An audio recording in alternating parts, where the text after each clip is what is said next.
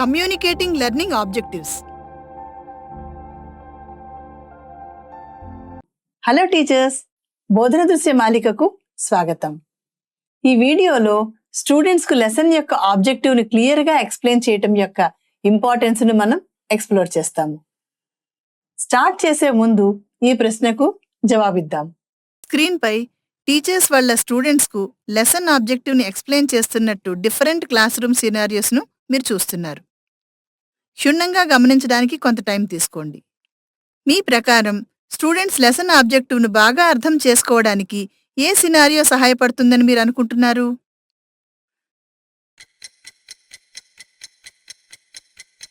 మీరు కావాలనుకుంటే స్క్రీన్ని పాజ్ చేసి ఆలోచించడానికి 1 మినిట్ టైం తీసుకోవచ్చు. ఫస్ట్ సినారియోలో టీచర్ ఎలాంటి ఎక్స్ప్లెనేషన్ ఇవ్వకుండా మనం ఫ్రాక్షన్స్ గురించి మాట్లాడబోతున్నాం అని చెప్పారు. ఇక్కడ లెర్నింగ్ ఆబ్జెక్టివ్ స్పష్టంగా నిర్ధారించబడలేదు. దీనివల్ల స్టూడెంట్స్ ఏ అంశంపై దృష్టి పెట్టాలో తెలియక గందరగోళానికి గురవుతారు. ఇది క్లాస్ రూమ్లో వారి ఆసక్తి మరియు అవగాహనపై ప్రభావం చూపుతుంది. సెకండ్ సినారియోలో టీచర్ ఇలా అంటారు: ఈ రోజు మనం డిఫరెంట్ డినామినేటర్స్ ఫ్రాక్షన్స్ను యాడ్ అండ్ సబ్స్ట్రాక్ట్ చేయడం ఎలాగో నేర్చుకోవడంతో పాటు కామన్ డినామినేటర్స్ కనుగొనడం ఎందుకు ముఖ్యం అనేదాన్ని కూడా అర్థం చేసుకోబోతున్నాం. ఇది స్టూడెంట్స్కు వారు ఏం నేర్చుకోబోతున్నారో మరియు అది ఎందుకు ముఖ్యమో అన్న విషయంలో స్పష్టమైన మరియు ప్రత్యేకమైన అవగాహనను అందిస్తుంది. ఈ వీడియోలో మనం దీనిపైనే దృష్టి పెట్టబోతున్నాం. టీచర్ లెసన్ యొక్క ఆబ్జెక్టివ్ క్లియర్గా తెలియచేస్తారు మరియు క్లాస్ రూమ్ యాక్టివిటీస్ను ఆ ఉద్దేశాలతో అనుసంధానిస్తారు. ఈ వీడియో ముగిసే సమయానికి మీరు ఈ క్రింది విషయాలను చేయగలరు: క్లాస్ కోసం లెర్నింగ్ ఆబ్జెక్టివ్స్ని క్రియేట్ చేయటం, లెర్నింగ్ ఆబ్జెక్టివ్ను స్పష్టంగా వివరించి స్టూడెంట్కు అవి సమర్థవంతంగా తెలియచేయటం. లెసన్ ఫెసిలిటేషన్ సులువుగా చేయడానికి లెర్నింగ్ ఆబ్జెక్టివ్స్ని క్లియర్గా తెలియచేయటం చాలా అవసరం. క్లాస్ ముగిసే సమయానికి స్టూడెంట్స్ ఏం నేర్చుకోవాలి, ఏం సాధించాలి అనే విషయాలను ఖచ్చితంగా తెలుసుకోవటంలో సహాయపడితే వారు ముఖ్యమైన అంశాలపై దృష్టి పెట్టగలుగుతారు. స్టూడెంట్స్ లెసన్ పర్పస్ని అర్థం చేసుకున్నప్పుడు వారు ఇంకా ఇన్వాల్వ్ అవుతారు మరియు మోటివేట్ అవుతారు. ఎందుకంటే వారు పూర్తిగా నేర్చుకుంటున్న వాటితో అది ఎలా కనెక్ట్ అవుతుందో చూస్తారు. క్లియర్ ఆబ్జెక్టివ్ను సెట్ చేయటం ద్వారా మనతో పాటు స్టూడెంట్స్ను కూడా ట్రాక్లో ఉంచుతాము. దీనివల్ల లెసన్లో మనం చేసే ప్రతిదీ ఆ లక్ష్యాలను చేరుకోవడానికి లక్ష్యంగా ఉంటుంది. అదే సమయంలో స్టూడెంట్స్ లెసన్ని ఎంతవరకు అర్థం చేసుకున్నారో చూసుకునే అవకాశం కలిగిస్తూ వారికి ఎక్కడ ఎక్కువ మద్దతు అవసరమో తెలుసుకోవడానికి మార్గం చూపిస్తుంది. లెసన్ కోసం లెర్నింగ్ ఆబ్జెక్టివ్స్ క్రియేట్ చేసేటప్పుడు అవి క్లియర్గా, స్పెసిఫిక్గా మరియు స్టూడెంట్స్ సాధించాలనుకుంటున్న వాటికి అనుగుణంగా ఉన్నాయని కన్ఫర్మ్ చేసుకోవడం చాలా ముఖ్యం. మనం దీన్ని ఎలా చేయగలమో ఇప్పుడు చూద్దాం. మొదట మనం బలమైన యాక్షన్ వెర్బ్ అనగా చర్య సూచించే క్రియలతో ప్రారంభించాలి. అర్థం చేసుకోవటం మరియు నేర్చుకోవటం వంటి పదాల స్థానంలో గుర్తించడం, వివరించడం, పరిష్కరించడం, సృష్టించడం వంటి చర్యలు సూచించే క్రియలు మన స్టూడెంట్స్ పాఠం ముగిసేసరికి ఏమి చేయగలరో స్పష్టంగా తెలియచేస్తాయి. ఉదాహరణకు, మనం ఈకోసిస్టమ్ గురించి డిస్కస్ చేస్తాము అని ఆబ్జెక్టివ్ని రాయటం కంటే స్టూడెంట్స్ వివిధ రకాల ఈకోసిస్టమ్ని పోల్చి అవి ఎలా జీవరకాలను మద్దతిస్తాయో వివరిస్తారు అని రాయవచ్చు. ఇది మన ఆబ్జెక్టివ్ను మరింత క్లియర్ అండ్ ఫోకస్డ్గా చేస్తుంది. తర్వాత మన ఆబ్జెక్టివ్స్ స్పెసిఫిక్గా ఉండాలి. అంటే మన ఆబ్జెక్టివ్స్ స్టూడెంట్స్ ఏమి నేర్చుకుంటున్నారో స్పష్టంగా చెప్పాలి.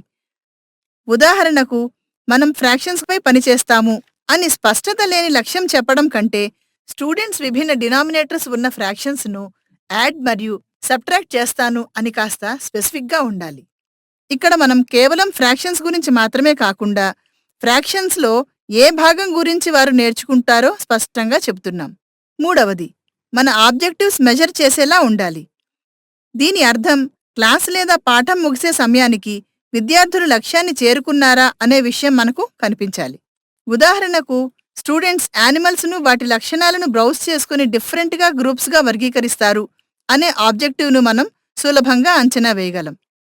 ఇక్కడ స్టూడెంట్స్ లెసన్ టాస్క్ టైంలో యానిమల్స్ను సరిగ్గా వర్గీకరించగలిగారా అనే విషయాన్ని పరిశీలించడం ద్వారా వారు ఆబ్జెక్టివ్ను చేరుకున్నారో లేదో తెలుసుకోవచ్చు. ఈ స్పష్టత ద్వారా మీరు మరియు మీ స్టూడెంట్స్ విజయాన్ని ఎలా చూడాలో ఖచ్చితంగా తెలుసుకుంటారు. మన ఆబ్జెక్టివ్స్ మన లెసన్లో టీచ్ చేస్తున్న దాంతో కంపేర్ చేయటం ముఖ్యం.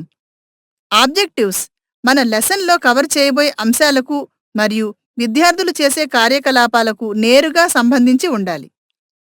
ఉదాహరణకు, మేము ఫోటోసింథసిస్ని టీచ్ చేస్తున్నప్పుడు స్టూడెంట్స్కు ఫోటోసింథసిస్ యొక్క ప్రాసెస్ని డ్రా మరియు కీ పార్ట్స్ని లేబుల్ చేయమనడం ద్వారా ఆబ్జెక్టివ్ని లెసన్కి డైరెక్ట్గా రిలేట్ చేయబడుతుంది. మరోవైపు అదే ఆబ్జెక్టివ్ కోసం ఫోటోసింథసిస్ లెసన్ టైంలో ప్లాంట్ నేమ్ను గుర్తుంచుకోమని స్టూడెంట్స్ని అడగటం అంత ఉపయోగకరంగా ఉండదు. ఇది మొక్కకు సంబంధించినది అయినప్పటికీ ఇది ఫోటోసింథసిస్ అర్థం చేసుకోవటంపై ఫోకస్ పెట్టదు, కాబట్టి ఇది లెసన్తో సరిపోదు. ఫైనల్గా మన గోల్స్ను రీచ్ అయ్యేలా అనగా అచీవబుల్గా ఉండేలా చూసుకుందాం. మనకు ఉన్న టైంని బట్టి స్టూడెంట్స్కి ఇప్పటికే తెలిసిన వాటిని బేస్ చేసుకొని ఆబ్జెక్టివ్ రియల్గా ఉండాలి. ఉదాహరణకి, స్టూడెంట్స్ బేసిక్ సెల్ స్ట్రక్చర్ గురించి ఇప్పటికే తెలిసి ఉంటే స్టూడెంట్స్ మైటోసిస్ స్టేజెస్ను ఎక్స్ప్లెయిన్ చేస్తారు మరియు ప్రతి దశను రేఖాచిత్రంలో గుర్తిస్తారు. ఇటువంటి ఆబ్జెక్టివ్ ఛాలెంజింగ్గానూ మరియు సాధించదగినదిగానూ ఉంటుంది. ఈ ఆబ్జెక్టివ్ సాధించవచ్చు ఎందుకంటే ఇది స్టూడెంట్స్ తెలుసుకున్న విషయాలపై ఆధారపడి ఉంటుంది. తక్కువ టైంలో పూర్తిగా కొత్త కాన్సెప్ట్ను నేర్చుకోవాల్సిన అవసరం లేదు అండ్ 1 లేదా 2 క్లాసెస్లో పూర్తి చేయవచ్చు. మనం మన ఆబ్జెక్టివ్ను ఫ్రేమ్ చేసిన తర్వాత వాటిని స్టూడెంట్స్తోనూ సమర్థవంతంగా కమ్యూనికేట్ చేయటం తర్వాతి స్టేజ్. దీన్ని ఎలా చేయగలమో ఇక్కడ ఉంది. లెసన్ ఆబ్జెక్టివ్స్ను స్టూడెంట్స్కు తెలియచేసేటప్పుడు స్పష్టంగా ఉండటం మరియు స్టూడెంట్స్ సులభంగా అర్థం చేసుకునే భాషను ఉపయోగించటం చాలా ముఖ్యం. ఇప్పుడు ఈ ప్రక్రియను ఎలా నిర్వహించాలో చూద్దాం. ముందుగా సింపుల్ ఫ్రెండ్లీ లాంగ్వేజ్ను ఉపయోగిస్తూ ఆబ్జెక్టివ్ను ఎక్స్ప్లెయిన్ చేయాలి. స్టూడెంట్స్ అందరూ వారు ఏ స్థాయిలో ఉన్నా మనం చెప్పేది అర్థం చేసుకోవడం చాలా ముఖ్యమైంది. ఆబ్జెక్టివ్స్ను లెసన్ ప్లాన్లో లేదా నోట్బుక్లో రాసినట్లుగా వాటిని రిపీట్ చేయకూడదని గుర్తుంచుకోండి. మనం స్టూడెంట్స్తో సహజంగా వారికి సులభంగా అర్థమయ్యే విధంగా మాట్లాడాలి. ఉదాహరణకి, మనం ఈరోజు ఈకోసిస్టమ్ గురించి మాట్లాడతాము లేదా ఈ లెసన్ ఎండింగ్ టైంకి మీరు డిఫరెంట్ ఈకోసిస్టమ్లను గుర్తించగలరు అని చెప్పడానికి బదులుగా స్టూడెంట్స్తో ఇలా చెప్పవచ్చు: మనం మన చుట్టూ ఉన్న డిఫరెంట్ టైప్స్ ఆఫ్ ఈకోసిస్టమ్ను గుర్తించబోతున్నాము మరియు అవి జీవాన్ని ఎలా మద్దతు ఇస్తాయో అన్వేషిద్దాం. మీరు పాఠం ముగిసిన తర్వాత వాటిని మీ మాటల్లో వివరించగలరు అని చెప్పవచ్చు.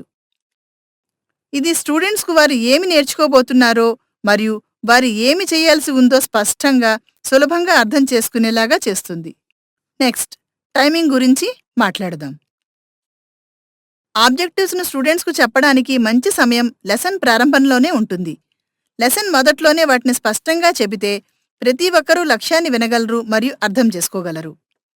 అలాగే ఆబ్జెక్టివ్ను బ్లాక్ బోర్డ్పై రాయటం కూడా మంచి ఆలోచన, ఎందుకంటే స్టూడెంట్స్ టోటల్ లెసన్ టీచింగ్ సమయంలో వాటిని చూడగలరు. ఆబ్జెక్టివ్స్ కనిపించటం వలన స్టూడెంట్స్ వాటిని దృష్టిలో ఉంచుకోవడానికి హెల్ప్ అవుతుంది. స్టూడెంట్స్కి ఆబ్జెక్టివ్ ఎందుకు ఇంపార్టెంట్ అని కూడా మనం ఎక్స్ప్లెయిన్ చేయాలి. ఆబ్జెక్టివ్ చెప్పిన వెంటనే అది ఎందుకు ముఖ్యం అనేదాన్ని విద్యార్థులు ఎలా అర్థం చేసుకునేలా చేయడానికి కొంత సమయం తీసుకోండి. ఉదాహరణకు, ఈకోసిస్టమ్ అర్థం చేసుకోవడం ఎందుకు ముఖ్యమంటే ఇది వివిధ వాతావరణాలు, మొక్కలు మరియు జంతువులకు ఎలా మద్దతు ఇస్తాయో మరియు ఈ వాతావరణాలను రక్షించడం ఎందుకు అవసరమో చూపిస్తుంది. ఇలా చెప్పడం ద్వారా స్టూడెంట్స్కు వారు నేర్చుకోవాల్సిన విషయం ఎందుకు ముఖ్యమో అర్థమవుతుంది. వారు కూడా దానిపై శ్రద్ధ పెడతారు. తరువాత మనము లెసన్ యాక్టివిటీస్కి ఆబ్జెక్టివ్స్ను కనెక్ట్ చేయాలి. స్టూడెంట్స్ క్లాస్ రూమ్లో ఏమి చేయబోతున్నారనే దానితో ఆబ్జెక్టివ్స్ నేరుగా ఎలా సంబంధం కలిగి ఉన్నాయో చూపించాలి. ఉదాహరణకు, మీరు ఇలా చెప్పవచ్చు: ఈరోజు మనం చేసే యాక్టివిటీలో మీరు అడవులు, సముద్రాలు వంటి వేర్వేరు ఈకోసిస్టమ్ని గుర్తించి అక్కడ ఉన్న మొక్కలు, జంతువుల గురించి వివరించబోతున్నారు. ఇలా చెప్పడం ద్వారా స్టూడెంట్స్ ప్రతి యాక్టివిటీకి ఉన్న ప్రాధాన్యతను సులభంగా అర్థం చేసుకుంటారు. ఆబ్జెక్టివ్ పేర్కొన్న తర్వాత స్టూడెంట్స్ వాటిని అర్థం చేసుకున్నారో లేదో చూసుకోవటం చాలా ముఖ్యం. ఇది ఆబ్జెక్టివ్లను వివరించిన వెంటనే చెయ్యాలి.